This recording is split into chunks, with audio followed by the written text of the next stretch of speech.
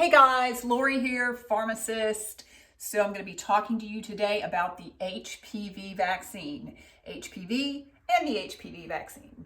This is continuing the series, Healthcare Professionals Rise Up, Healthcare Professionals Wake Up, and we're going to discuss some things you may not be aware of because it is certainly not well-known knowledge unless you do your research beyond what the marketing of this vaccine involves.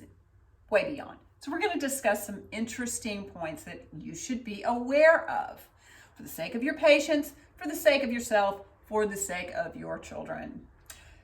So if you go to the CDC website, you can find an article that says trends in human papillomavirus in the United States, in papillomavirus associated cancers in the US, 1999 to 2015.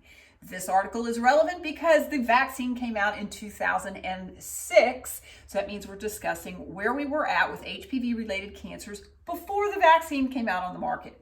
So it turns out a little over 30,000 cases of HPV-related cancers were diagnosed in the year 1999. This is relevant because if you do the math and you look at the total population, which was at about 279 million and some change at that point in time, that means new HPV cases of all the cancers that it's related to affected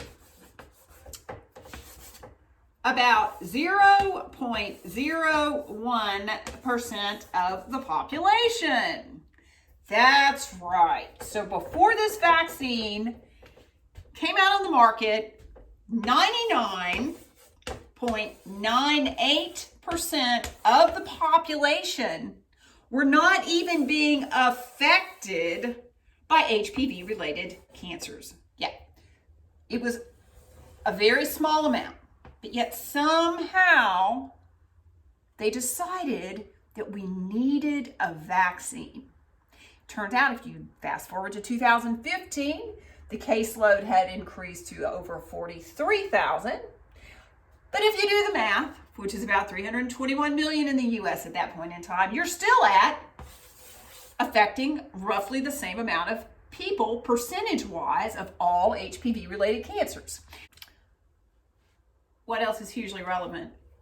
The virus, HPV. There's over 100 strains.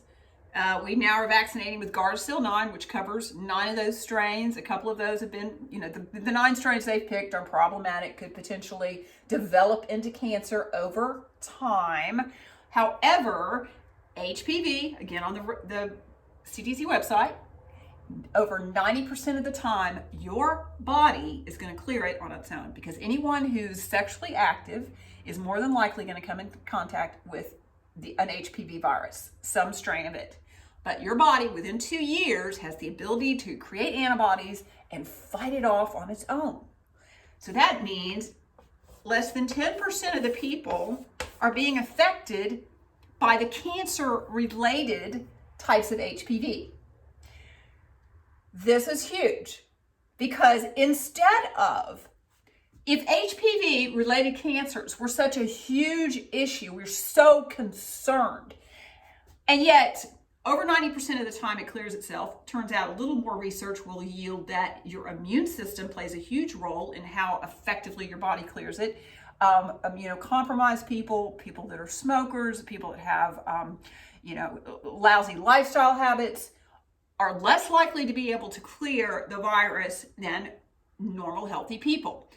But instead of coming up with teaching the public how to clear it on its own, we decided we had to come up with a vaccine and vaccinate a large percent of this population.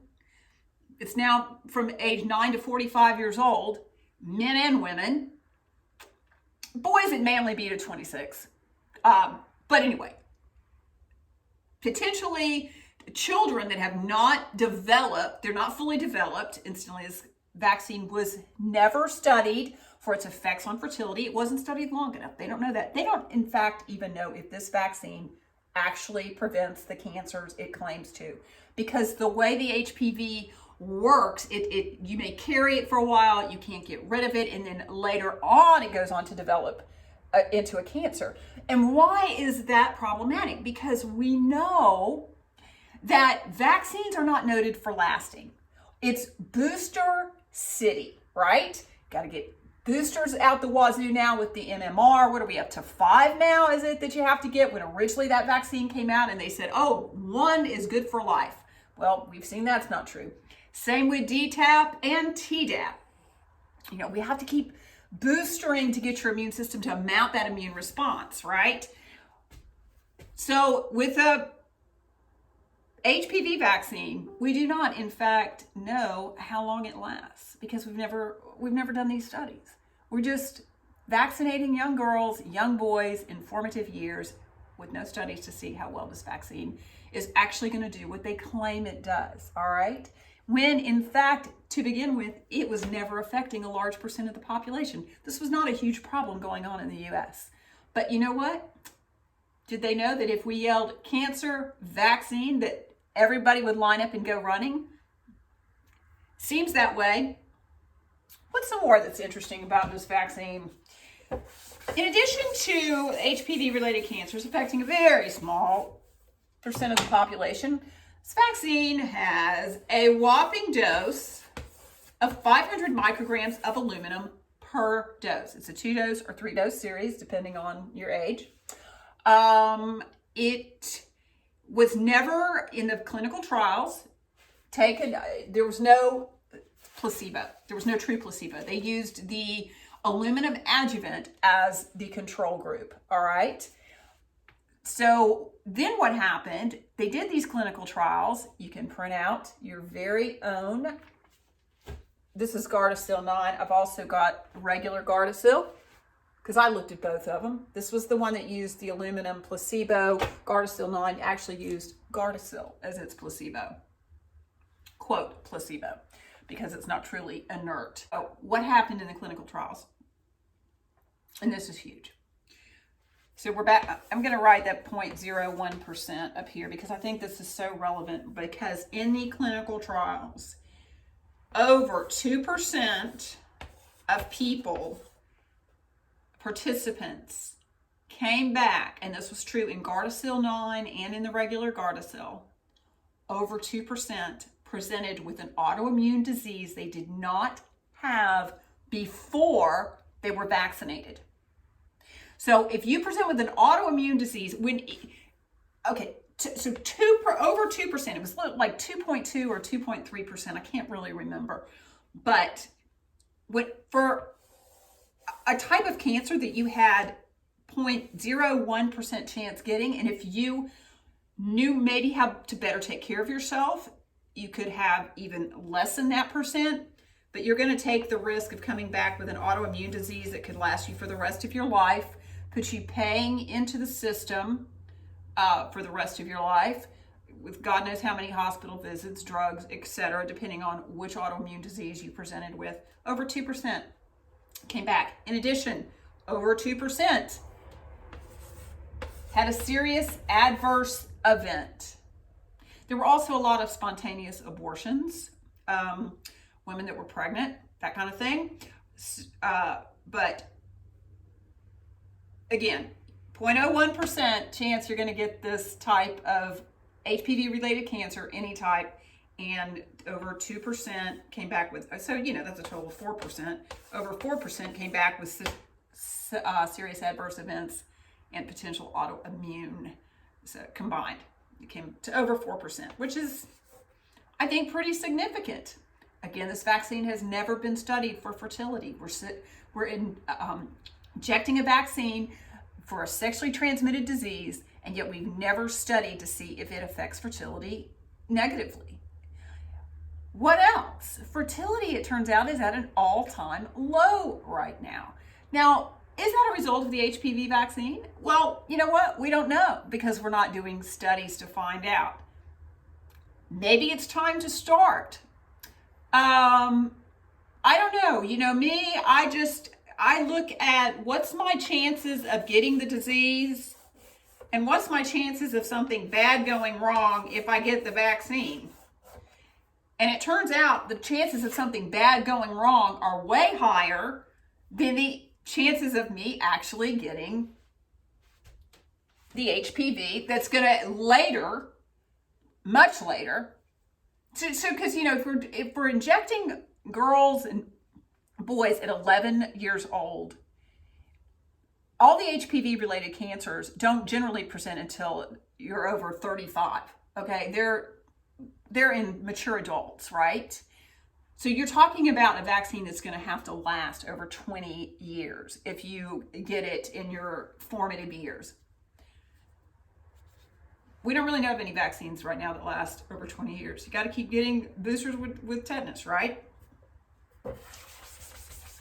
What else? Wrapping this up, it turns out there are 3 countries that I know of that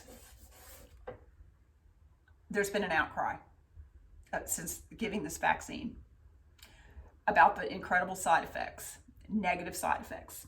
One is Japan. Japan has actually quit recommending this vaccine. The HPV vaccine no longer recommended in Japan. What else? Oh, Denmark. I suggest you look these up. Interestingly enough, the outcry over the side effects is the same side effects that presented in the clinical trials. It's nothing hugely new that just popped out of nowhere. And then in Colombia.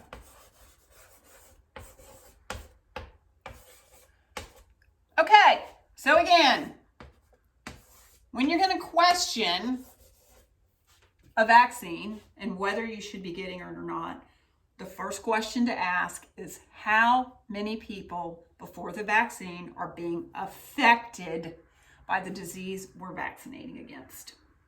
So, turns out when it comes to HPV, it's really small. Yep. So, there you have it. Healthcare professionals rise up. Healthcare professionals wake up. You can reach me, Lori Wise, pharmacist at Gmail, if you have any questions. I invite you to thoroughly research what I'm telling you here because I've done my research. I know where I stand on this. Figure out where you stand. Figure out if this vaccine, which is making money hand over fist for Merck, is worth it. Is it worth it for your patients? Is it worth it for your kids? Is it worth it for you? All right. Lori Wise. I'm also on Facebook as The Wise Pharmacist. YouTube is The Wise Pharmacist. My website is thewisepharmacist.com. All right. Talk soon.